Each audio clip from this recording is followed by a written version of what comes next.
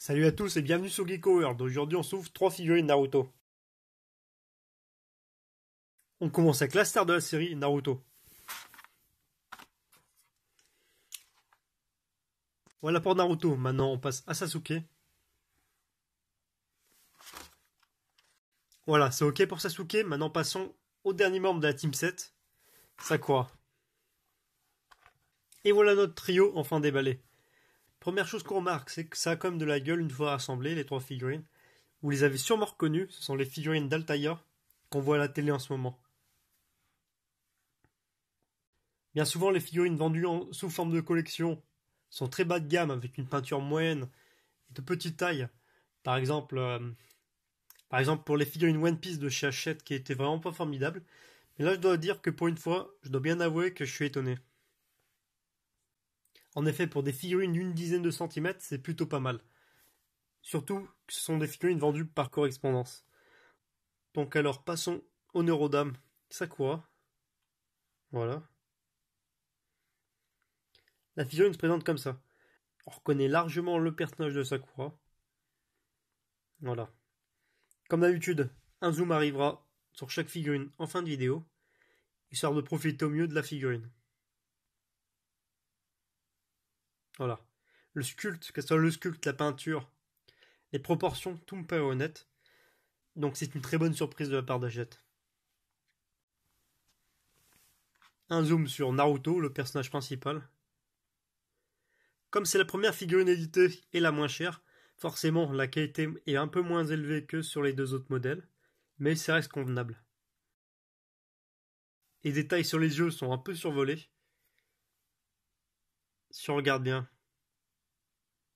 on ne voit pas de pupille, seulement la couleur bleue des yeux.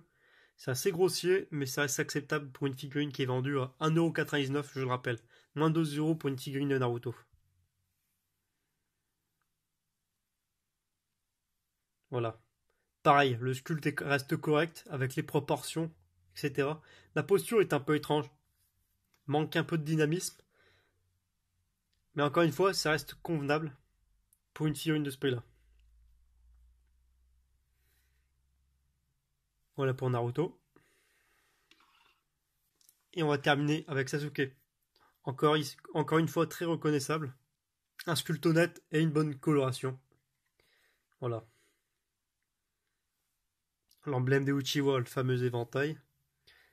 Le fourreau pour l'épée, son épée. Katana plus précisément. C'est sûr qu'on a des kilomètres des figurines éditées par exemple par Megaos ou Banpresto, mais ça reste acceptable dans l'ensemble. Et c'est toujours intéressant pour débuter une collection de figurines. Voilà.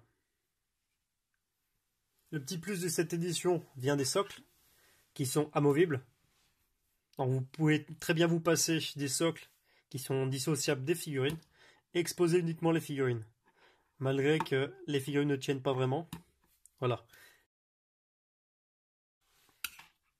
Et le deuxième plus, le nom des personnages en dessous de socle.